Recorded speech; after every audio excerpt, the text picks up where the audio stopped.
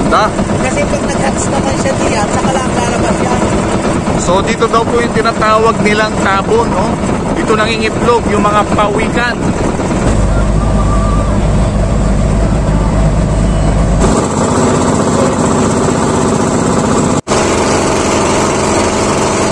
Ayon po sa history ay merong pinalubog na barko na panggiyera ng World War II dito sa gitna ng dagat na to. Good morning mga ka-Onyx. Narito tayo ngayon sa Pinamalayan Pier sa probinsya ng Oriental Mindoro. At papunta tayo ngayon sa isla ng Romblon sa bayan ng Concepcion. Nakilala rin na Sibali Island. Kaya samahan niyo kami sa biyaheng ito mga ka-Onyx. Let's go! Ganito lang kasimple ang terminal dito sa Pinamalayan Pier. At kasalukuyan kami naghihintay dito ng aking mga kasama, no, na papunta ng Sibali Island. Chaps, anong oras daw alis? Baka maraming sir, 10, tatawag lang si Jonathan sa atin. Dito sa Pinamalayan Pier ay mayroong dalawang biyahe at bangka lang ang sasakyang pandagat, no? At kasulukuyan, mayroong biyahe rito papunta ng Gasan, Marinduque. At mayroong ding biyahe papunta ng Sibali Island, Romblon. Ang oras ng biyahe dito na papunta ng Marinduque ay alas 8 hanggang alas 9 ng umaga ay umaalis na sila. Pero ang biyahe naman papunta ng Sibali Island, Romblon ay mga alas 10 ng umaga ang alis, no? Papunta ng Sibali Island, Romblon. Palilista na tayo doon. Magkano bang bayo dito? 300? Ang munisipyo ng Sibali ay nasasakop ng probinsya ng Romblon. Subalit, hindi sila basta-basta nakakapunta ng Udjongan, Romblon o sa Romblon mismo, no? Mas malapit sila dito sa Oriental Mindoro sa bayan ng Pinamalayan. Kaya kung makikita natin, lahat ng mga gamit, no, pang construction ng bahay, lahat ng mga paninda, mga groceries, mga commodities, mga agricultural commodities ay nanggagaling pa dito sa bayan ng Oriental Pinamalayan at sa buong Oriental Mindoro. Maliit lang ang bangka na sasakyan natin na ito mga ka-Onyx. Mas maliit pa doon sa bangka na sasakyang gamit papunta o biyahe ng Marinduque. Pero mas maiksi ang oras ng biyahe natin, ano? Mula rito sa Pinamalayan, Oriental Mindoro, papunta ng isla ng Sibali sa probinsya ng Romblon. Mga 2 oras hanggang 2.5 oras lang. Subalit sa Marinduque, ang biyahe mula Pinamalayan ay nasa 3 oras at higit pa. Depende sa panahon mga ka-Onyx, ano? Isang beses lang rin, isang araw ang biyahe mula dito sa Pinamalayan papunta ng Sibali Island. Una munang babiyahe mula sa Sibali Island, alas 6 ng umaga. Aalis ang bangkang ito, no? At makakarating dito sa Pinamalayan ng 8:30 hanggang 9 AM. Kaya pagdating ng alas 10 ay muli siyang aalis, babalik mula sa Pinamalayan, Oriental Mindoro, pabalik ng Sibali Island, Romblon. Kaya naman, mga ka-Onyx, no, sinasamantala talaga ng mga tao na dalhin ang lahat ng produkto na maaring dalhin mula dito sa Pinamalayan at sa buong probinsya ng Oriental Mindoro na mga agricultural products, groceries, lahat na construction materials, lahat na ng sari-saring pwedeng dalhin papunta ng Sibali Island ay dinadala na nila. Kaya halos puno ang bangka na to mga ka-Onyx, no? Kung titignan ninyo, puno siya ng mga bagahe at marami din niyang pasahero. Halos punong-puno rin ng pasahero to mga ka-Onyx. Ang Sibali Municipality ay nakarehistro sa bago nitong pangalan, ang Concepcion. Ang Concepcion Municipality ay meron lamang total area na 19 square kilometers at may total population ang isla na ito na humigit kumulang 4,000 tao at meron itong 9 na barangay.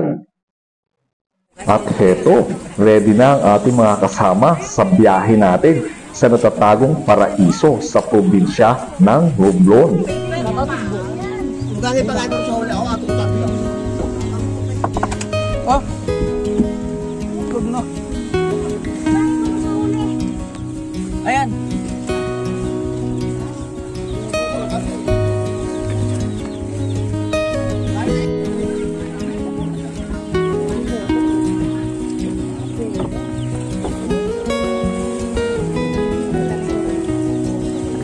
Nakasakay na po tayo dito sa loob ng bangka at 2 oras ang ating biyahe papunta ng Sibali Island. 300 pesos ang pamasahe.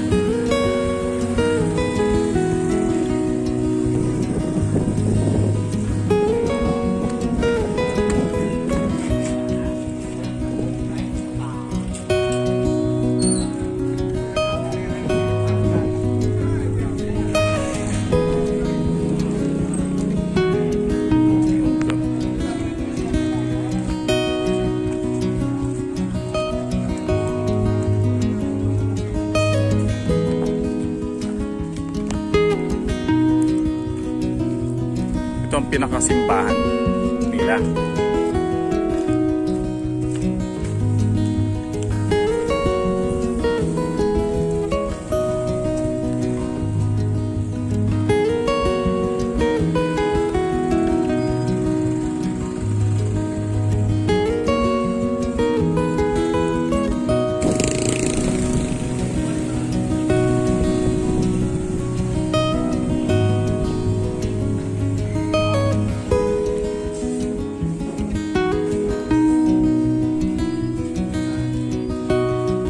Kalsada rito.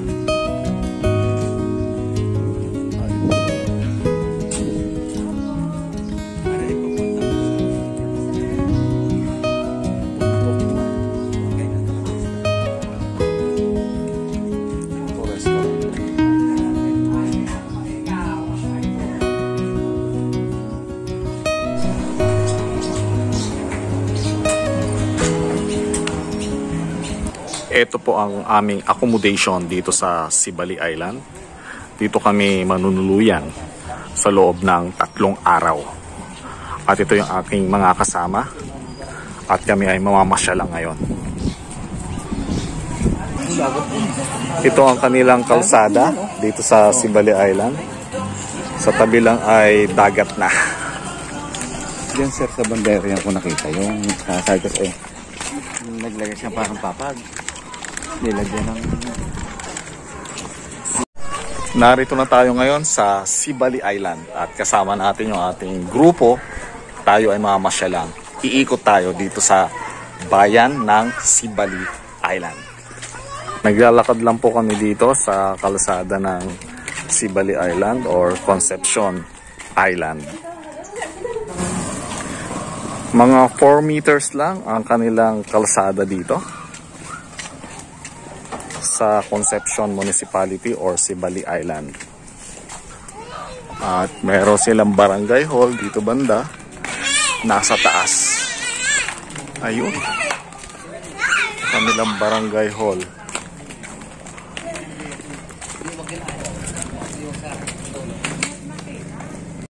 Umakyat po muna tayo dito sa barangay hall na nasa tuktok ng bundok para makita natin kung ano ang kabuuan ng Concepcion Island or Sibali Island.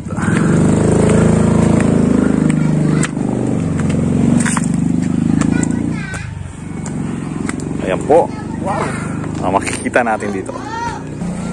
Dito sa taas ng barangay hall ay napakataas na ng ating location at ito ang ating makikita.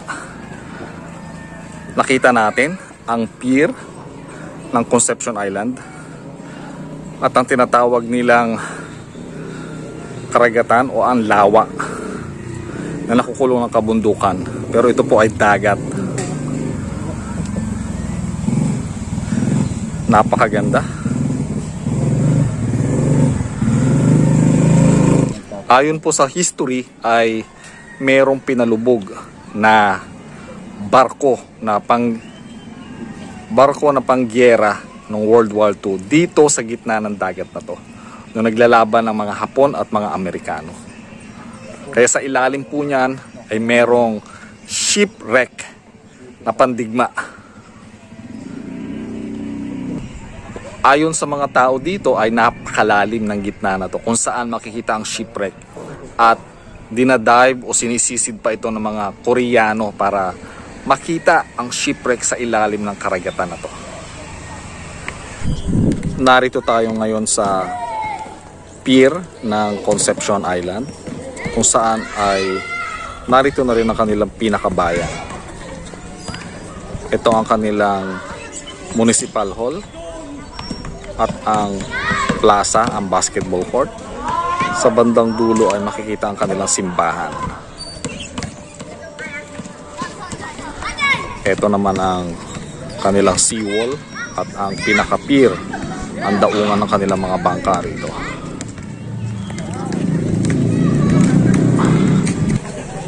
Ito po ang kanilang simbahan dito. Narito tayo ngayon sa kanilang seawall o baywalk or boulevard. Dito sa seawall ay merong mga tao na nangangawil ng isda. Sa tabi lang ito ng kanilang pier. Tignan natin.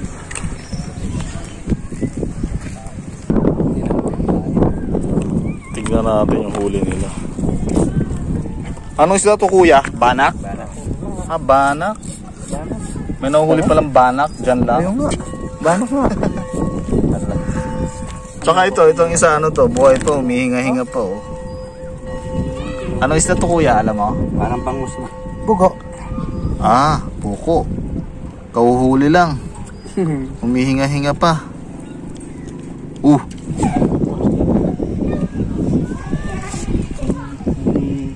Inilang. Kulay. Sabay ko nung... Isa ito sa mga kalsada nila papunta sa kabilang barangay. At narito pa rin tayo sa pinakadulo ng kanilang seawall o baywalk. Subukan natin tulayin itong kanilang makipot na seawall o yung dating seawall, pero sira na pala. Tuwing gabi dito sa Sibali Seawall ay merong ganitong eksena. Merong sayawan na ginagawa ang mga tao dito, ang mga kabataan.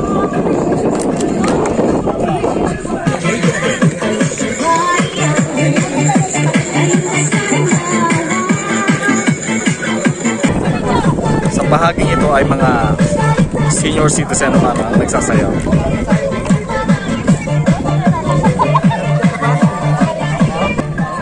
Ito po ang makikita natin dito sa seawall ng Sibali tuwing gabi. Hi mga ka-Onyx, ngayong araw naman ay mag-a-island hopping tayo dito sa isla ng Sibali or island ng Concepcion. Kaya samahan nyo kami ng aming grupo sa pag-ikot dito sa isla ng Concepcion. Dito po yung bangka na sasakyan natin, paikot ng buong Sibali Island. Nakasakay na po tayo ng bangka at kasalukuyan tayo pagbiyahe ngayon kasama ang ating grupo. Siyempre kasama natin si Jabet Boy. At siyempre yung nagpasikat sa atin si Asti Satan. Yes, ayan po, malakad na tayo. Kasama din natin yung ating bangkero, siyempre si Kuya, nag-ayos ng mga bangka. Ito po si Kuya. Kinikilala eh. Anong pangalan mo, Kuya? Anong pangalan mo? Yan, si Kuya Rolando, ang ating bangkero.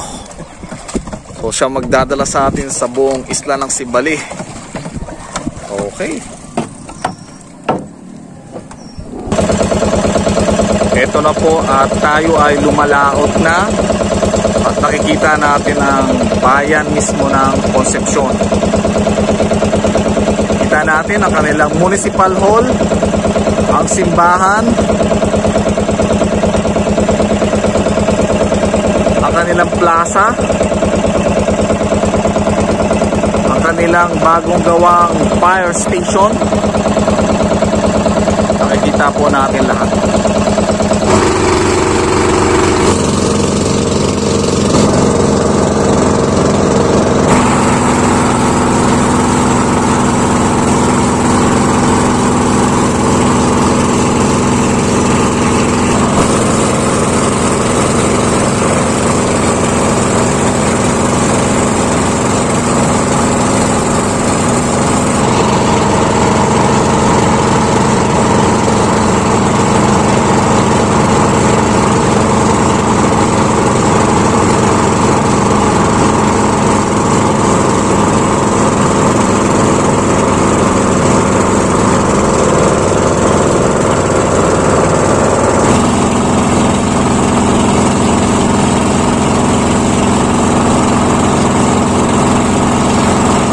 Ganda.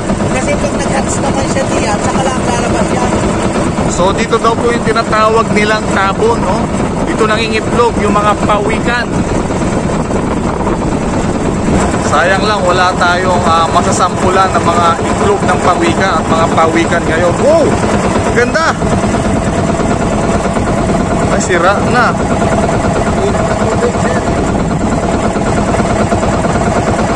Sira na yung corals eh.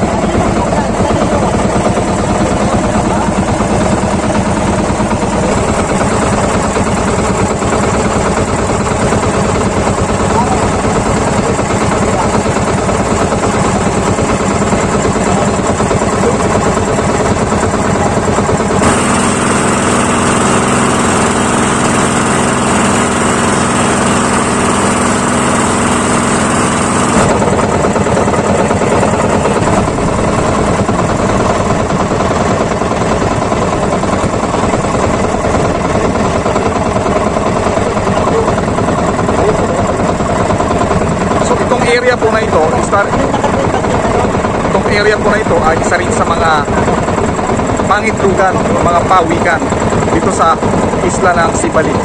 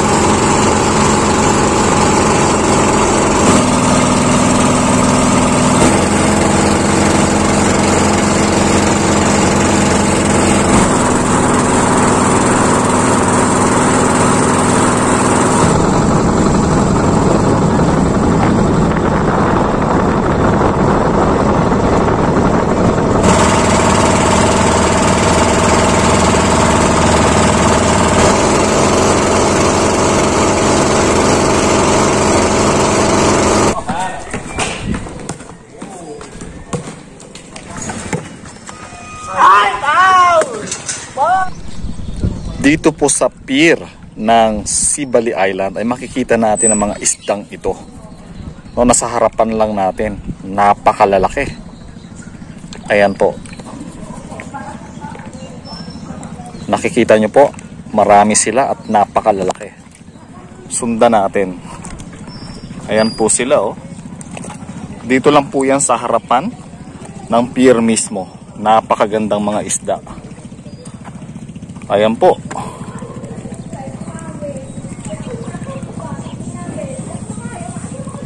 Sana po ay nag-enjoy kayo at nasiyahan sa videong ito. Maraming salamat po.